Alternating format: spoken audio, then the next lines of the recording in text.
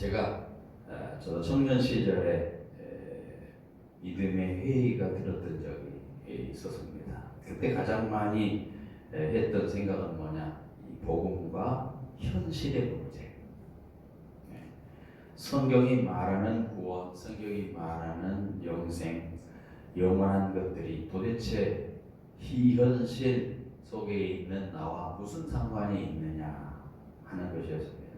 지금 나는 힘들고 돈이 없고 하고 싶은 것도 못하고 몸이 고달프고 하루하루 먹고 살기가 가장 시급하고 큰 문제인데, 성경은 마치 이런 일이 아무것도 아닌 것처럼 얘기하고 오직 제 용서를 받고 영원한 생명을 얻는다라고 하는 그런 말씀을 하고 있을 때에 도대체 내가 믿는 믿음이 도대체 의미가 무엇을 뜻하는 것인가 라고 하는 생각을 하기도 했습니다. 간혹 우리가 주위에 성경을 말하고 복음을 말하면 그 사람들은 화를 내는 사람들이 있어요. 왜 화를 냅니까? 이해를 할 수 없다는 거죠. 도대체 그 사람들이 왜 그렇게 화를 내는지, 한마디로 복음과 영생이라는 것, 천국이라고 하는 것과 자기들이 사는, 사람이 사는 현실과의 괴리감이 있다라고 하는 것이죠. 자기는 지금 당장 현실이 급한데 그 사람에게 복음을 얘기하고 영생을 얘기하고 구원에 대해서 얘기하고 이 엉뚱한 얘기를 하고 있으니까 화가 나고 신경질이 나는 겁니다. 사실 유대인들이 또 예수님께 화를 내는 그 이유가 있습니다. 하루하루 유대인들은 먹고 살기 힘듭니다. 그래서 예수님이 오시면, 메시아가 오시면 그들을 그러한 힘든 세상 가운데서, 그런 억압된 세상 가운데서 뭔가 기쁨을 주고 소망을 주고 또 통쾌한 일이 일어날 줄 알고 메시아를 기다렸는데, 메시아라고 하는 예수가 와서 회개하라, 천국이 가까웠다 하지 않습니까? 무엇을 먹을까, 무엇을 입을까 염려하지 말라, 이런 말을 하지 않습니까? 아니, 지금 당장 해결해야 될 여러 가지 문제가 있고 그런 고통스러운 문제들이 산적해 있는데 그런 거 얘기하지 아니하고, 성경에서 보면 예수님은 자기를 부인해야 된다, 나를 따르려면 십자가를 져야 된다, 아무것도 염려하지 말라, 이런 얘기를 하고 있으니까 사실 현실에 사는 그 사람들로서 좀 이렇게 와닿지 아니한 괴리감을 느끼고 오히려 미쳐가고 화를 내는 것이죠.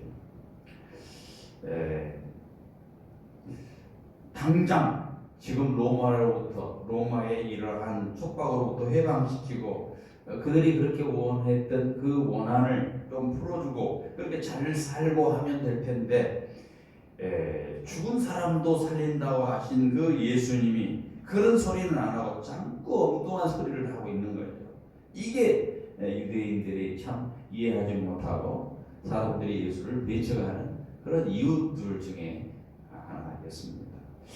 혹시 우리가 요한계시록을 묵상한다든가 우리 성경을 묵상하면서 혹시 그런 생각을 하지 않습니까? 내가 지금 현실이 이루는데 이 도대체 성경이 나오고 무슨 상관이 있죠?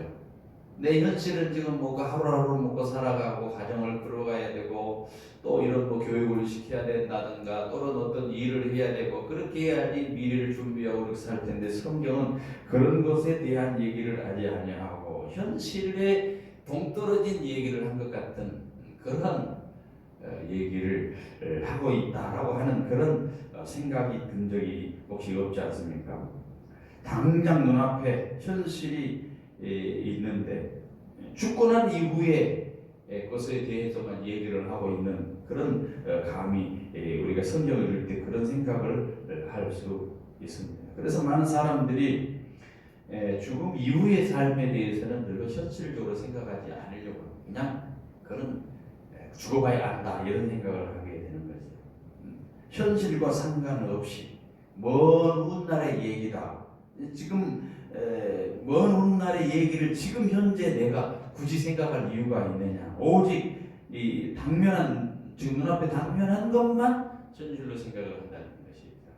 그래서 기독교는 현실을 무시하는 것처럼 그렇게 보여집니다.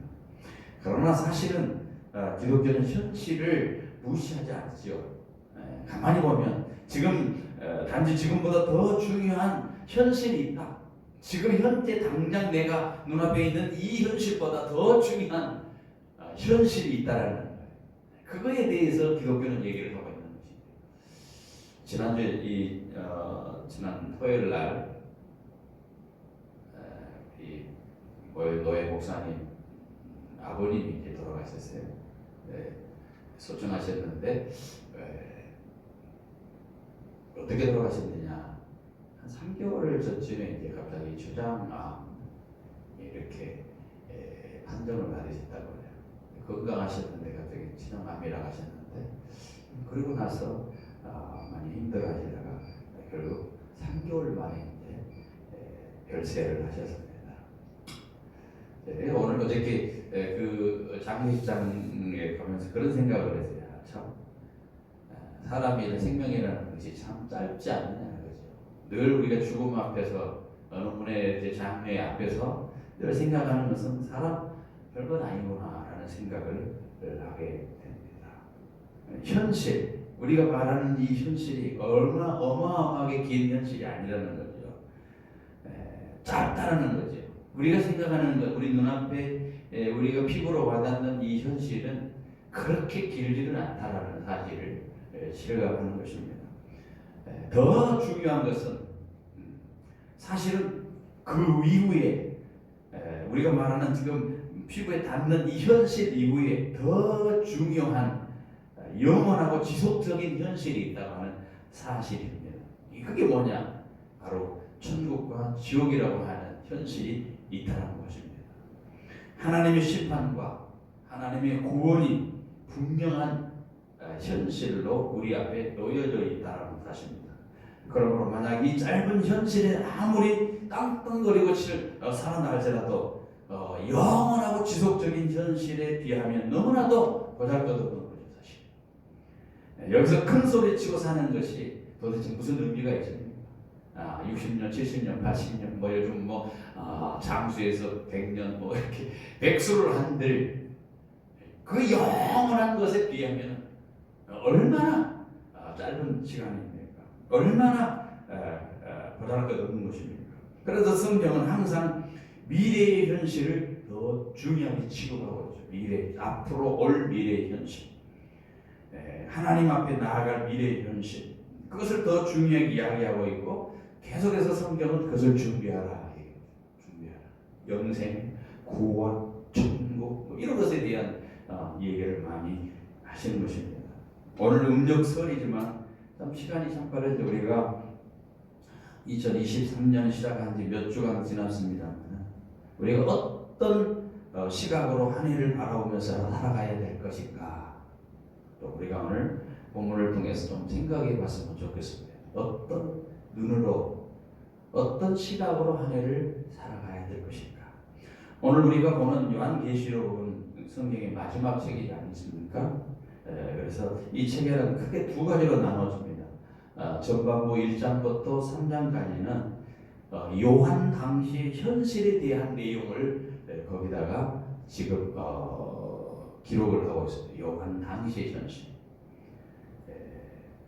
그 당시 교회의 상황이 어땠는가라고 하는 것을 1장부터 3장까지, 그 다음에 6장부터 22장까지는 장차 일어날 미래에 대한 얘기를, 장차 일어날 미래에 대한 얘기로 구성되어 있어요. 그 다음에 그 중간에 4장부터 5장은 현재와 미래를 한꺼번에 연결해 볼 수 있는 어떤 그 역할을 하고 있는 거예요. 현재와 미래를 한꺼번에 연결할 수 있는 그런 전망대 역할을 하는 그 성경 우리가 읽었던 3장, 4장, 5장 이렇게 말씀드립니다. 이 4장, 5장의 아주 중요한 이유가 뭐냐? 지금 현실과 장차 될 일인 미래를 주관하는 곳이 어디냐는 거죠. 지금 현실과 장차 미래를 주관할 현실이 어디냐면 그곳이 어디냐면 그 일을 주관하는 분이 도대체 누구인가라는 것을 보여주고 있는 겁니다. 특별히 오늘 보면은 그곳이 어디냐? 보좌이고 보좌에 앉으신 분이다. 이렇게 기록을 하고 있습니다. 여러분, 현재와 미래를 주관하시는 분이 누구냐? 보좌에 계신 분이다. 믿음으로 살기가 우리가 이 세상 살기가 만만치 않은 지금 어려운 그 한 해를 우리가 또 시작을 하고 있습니다. 다시 한번 우리가 우리의 현재와 미래를 주관하는 하늘 보호자를 바라보면서 우리가 힘을 내야 되겠다라는 것이죠. 현재 하나님이 주관자, 미래도 주관자다. 그분이 분명히 계시다라고 하는 것이죠. 신약 성경에 이 보호자라는 단어가 62회나 나옵니다. 그 중에 47번이 이 요한계시록에 나옵니다.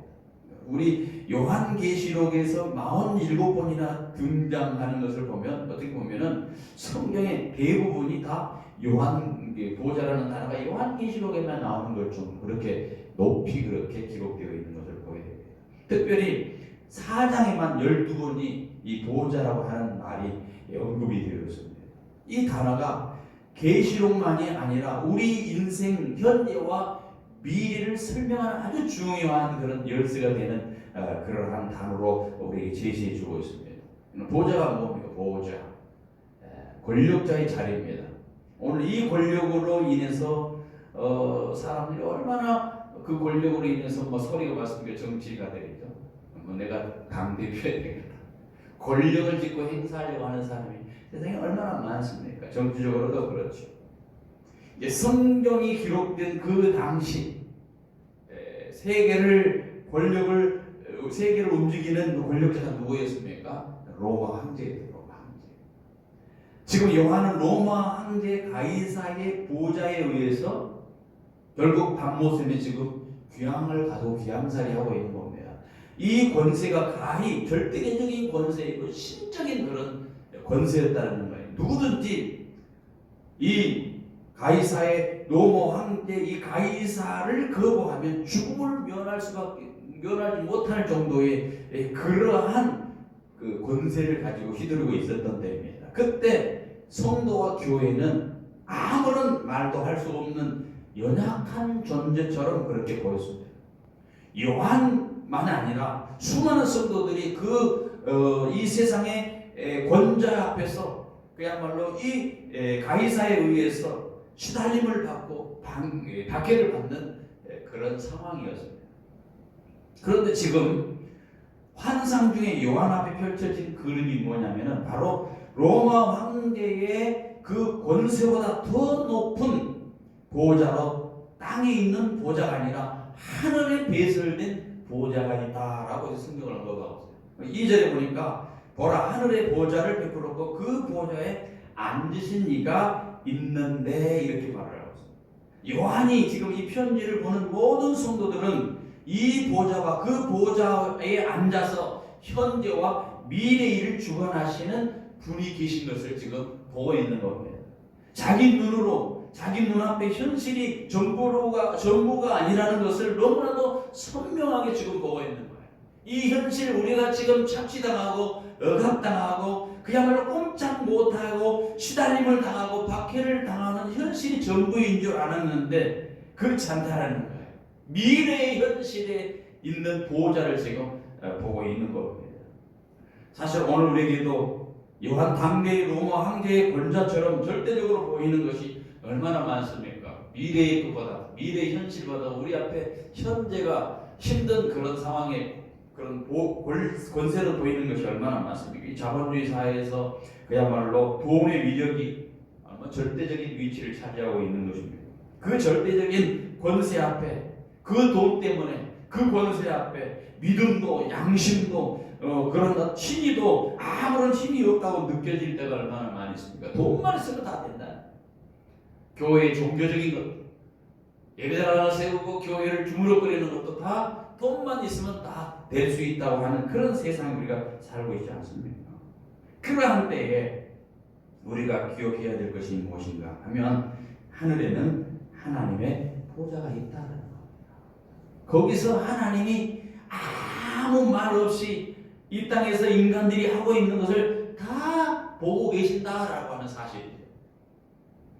거기서 하나님이 이 땅의 인생들이 살아가는 모습을 전부 다 보고 계신 거예요.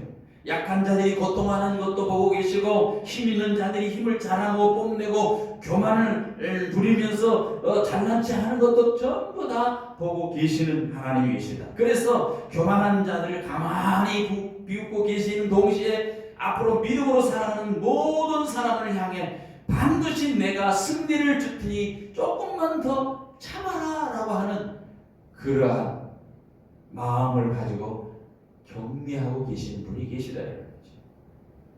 그렇습니다.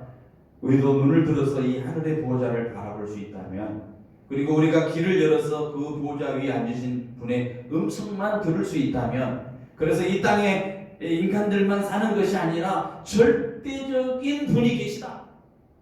이 땅의 모든 사람들이 살아오지만 그냥 그들만 살아가는 것이 아니라 그들을 보고 계시는 절대적인 분이, 절대자가 계시다. 그분에 의해서 세상 모든 것이 주관되고 있다고 하는 사실을 우리가 기억한다면, 우리가 한 해를 살아가고 한 해를 시작할 때 우리의 한 해가, 우리의 계획이, 우리의 일들이 달라지지 않겠느냐는 거죠. 현실적인 것만 그냥 급급한 것이 아니라 정말로 우리를 보고 계시는 하나님이 계시다라는 사실을 가지면 우리의 삶도 분명히 달라질 거라고 생각합니다. 땅에서는 우리들만 사는 것처럼 생각하는 것과 우리 위에 누군가 계시다라는 사실을 우리 생각하는 것은 엄청난 차이가 나요.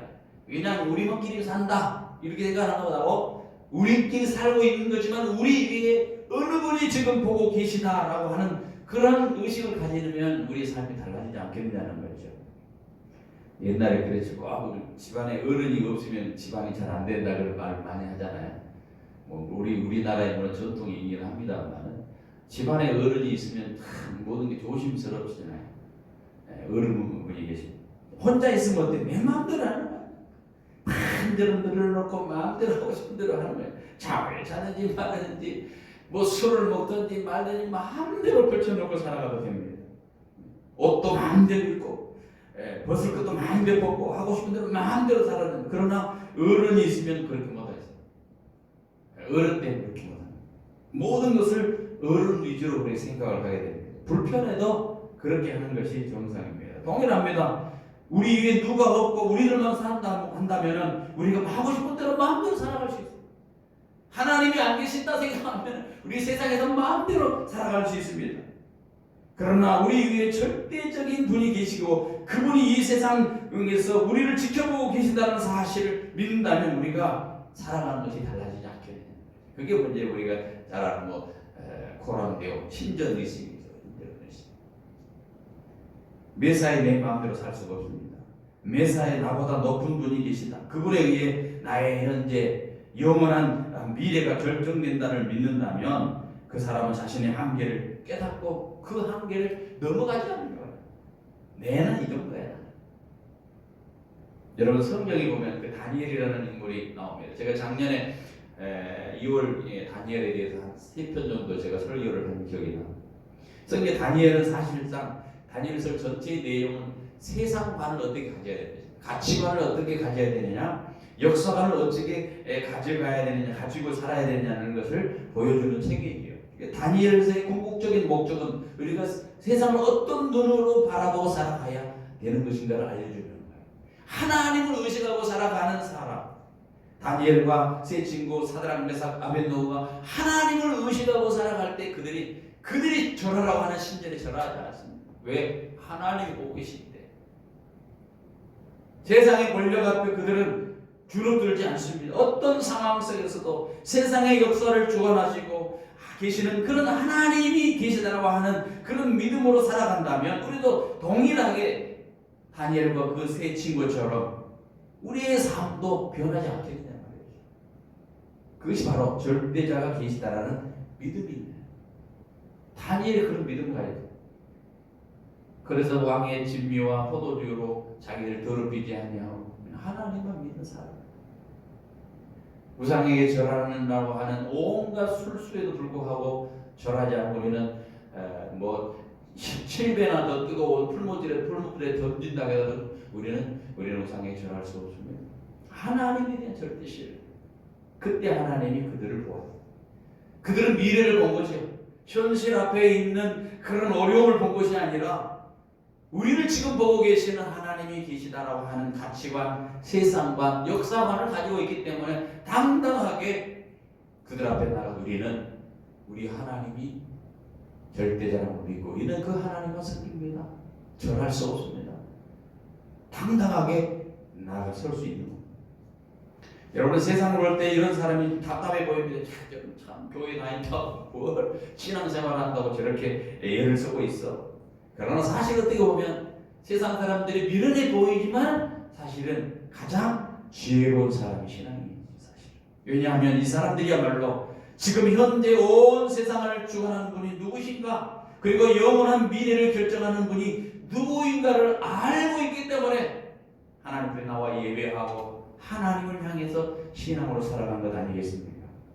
눈을 들어 이 하늘의 보좌를 바라본다면 또 다른 사실을 알게 됩니다. 그것이 뭐냐?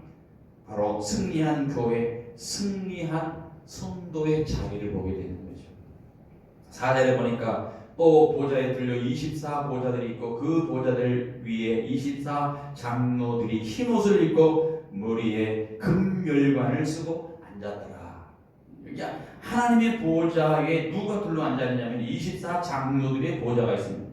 24 장로는 구약의 12지파, 신약의 12사도를 대표하는, 쉽게 말하면 신약과 구약 교회의 대표자들입니다.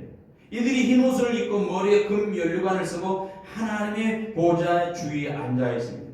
이들이 흰옷을 입고 금열관을 썼다. 그 표현은 이 땅에서 믿음으로 승리한 교회와 성도들이 지금 주님의 우편에 앉아 있다고 하는 것을 보여주고 있는 것입니다. 지금 지상에는 로마 황제의 보좌에서 모든 것이 결정되어지는 것처럼 그렇게 보입니다.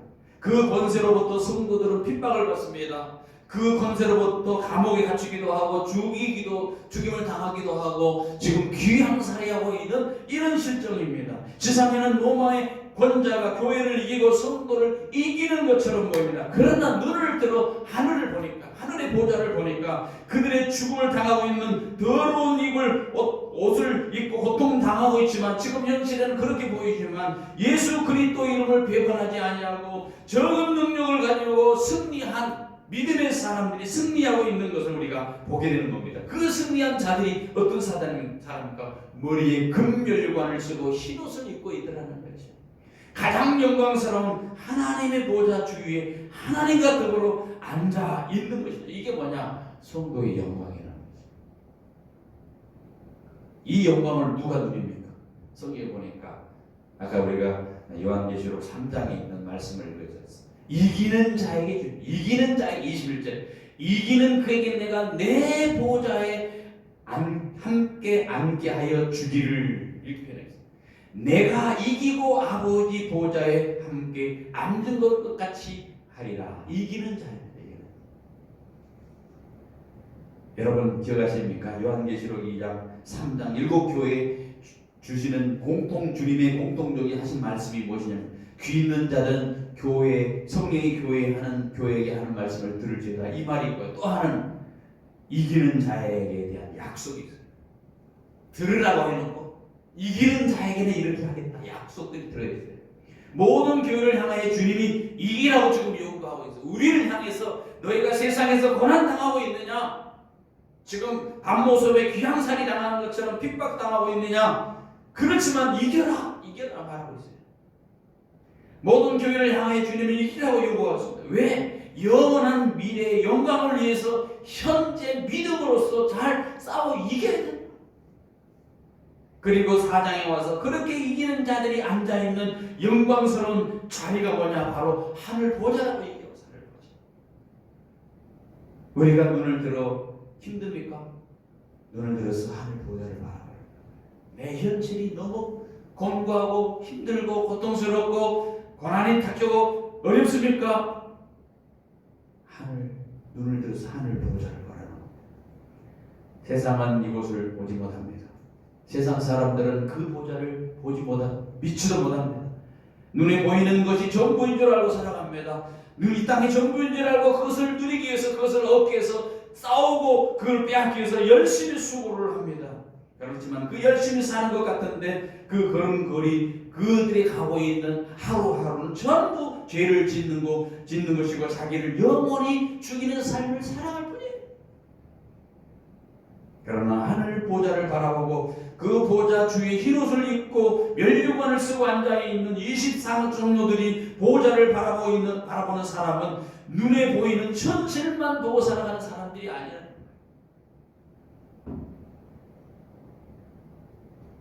이 세상의 모든 좋은 것을 우리가 다 누리려고 해서는 안 돼요. 그러면서도 이길 수 있다? 그럴 수 없죠. 시험에 잘 보기 위해서, 시험 잘 보기 위해서 열심히 공부하는데, 공부 안 하고 덮어놓고 잠 잘 자야 되겠다. 시험 잘 볼 수 있겠습니까? 다른 사람이 열심히 수고를 하고 애를 쓰는데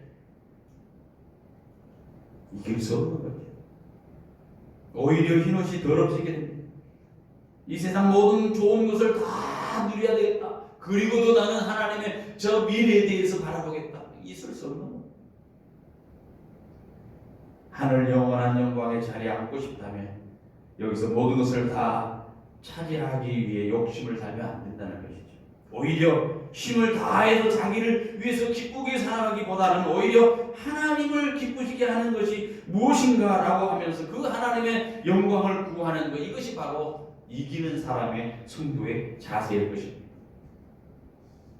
자기를 기쁘게 하기 위해서 온갖 힘을 다 쓴 사람은 하늘 보호자의 앞에서 받을 기쁨과 영광이 있을 수가 없는 거죠. 누가복음에 나오는 부자가 지옥에 갔을 때 아브라함이 그에게 뭐라고 했습니까? 이런 표현을 써요. 야, 너는 이 세상에서 좋은 것을 다 받았기 때문에 너는 지금 이 지옥 가운데서 고난받는 것이다. 이렇게 표현하고 있는 거예요. 그런 의미에서 여기서 좋은 것을 다 누리고 얼마든지 천국도 영광을 받을 수 있다고 말하는 이 시대의 사람들, 싸구려 복음이에요. 여러분이 이 세상에서 다 누리셔야 됩니다. 복 받아야 됩니다. 그리고 천국 가서 영생을 누려야 됩니다. 이런 게 있을 수 없다는 거예요. 그것은 싸구려 복음입니다. 저 영원한 나라에서 그 하늘 보좌의 영광을 누리기 위해서는 어쩌면 이 땅에서 우리가 얼마나 많은 고난을 더 많이 받아야 될지, 얼마나 더 많은 비천한 지경에 이르게 될지 우리는 알 수가 없습니다. 그리고 이 세상만 바라보면 그런 것들이 이해가 될 수가 없습니다. 성경이 전부 현실을 무시한 것 같습니다. 현실 속에서 너무 힘드는데 성경이 그런 얘기 안 하고 엉뚱한 하늘 얘기만 하고 영생 얘기하고 죽으면 천국 간다 얘기하고 그것이 좋은 세상이라고 얘기하는 것이 이해가 안 될 수 있습니다. 그래서 우리는 현실을 바라보면 안 돼요. 오히려 하늘을 바라봐야 돼요. 힘들 때 하나님의 보좌를 바라봐야 돼요. 그리고 그 위에 있는 눈에 보이지 아니하는 보좌를 바라보는 그 위에 누가 계십니까? 우리의 모든 것을 지켜보고 계신 분이 계시지 않겠냐 말이죠. 12장로 보좌, 하늘 보좌에 앉으신 분이 우리의 모든 사정을, 속사정을 낱낱이 살펴보고 있다고 하는 그 사실, 그것을 우리가 지키지 않다면 우리는 2023년은 다르게 살아갈 수 있을 것입니다. 그 보좌 위에 온 우주를 주관하시는 분이 앉아 계시면서 우리의 현재, 우리의 미래를 주관하시고 우리의 구원과 심판을 주관하시고 계신 분이 있다라는 사실을 믿는다면 우리는 어떻게 이기지 못하는 사람으로 살아가겠습니까? 우리는 분명히 그분 앞에 우리의 자세를 낮추고 정말 그분이 하신 말씀에 순종하면서 이긴 자들이 주님이 입혀주신 흰옷을 입고 더럽히지 않고 이긴 자들만이 하나님의 보좌 주위에 24장로들의 보좌에 앉게 될 것을 우리는 기억하면 그날을 바라보며 살아야 되겠다. 그것을 기억할 때에 지금의 현실을 더 믿음으로 살 수 있게 됩니다. 어려운 것을 더 견딜 수 있는 것입니다. 한 해를 우리가 또 시작을 하면 음력으로 설이지만 한 해 또 시작합니다. 여러분의 눈에 이 보호자가 보일 수 있기를 바랍니다. 이 보호자를 바라보면서 내가 하나님이 나를 보고 있습니다. 어느 누구도 나를 보지 못한다 할지라도 하나님이 나를 보시고 내 소장, 내 소원, 내 속사정, 내 형편, 내 처지를 바라보고 계시기 때문에 반드시 하늘 보호자의 나를 안게 해주실 것이라는 그 보호자를 바라보면 우리 2023년은 희망이 있는 해가 될 것입니다. 여러분과 제가 여러분의 눈을 무엇을 보고 계십니까? 여러분의 눈에 이 보호자가 보일 수 있기를 간절히 바랍니다.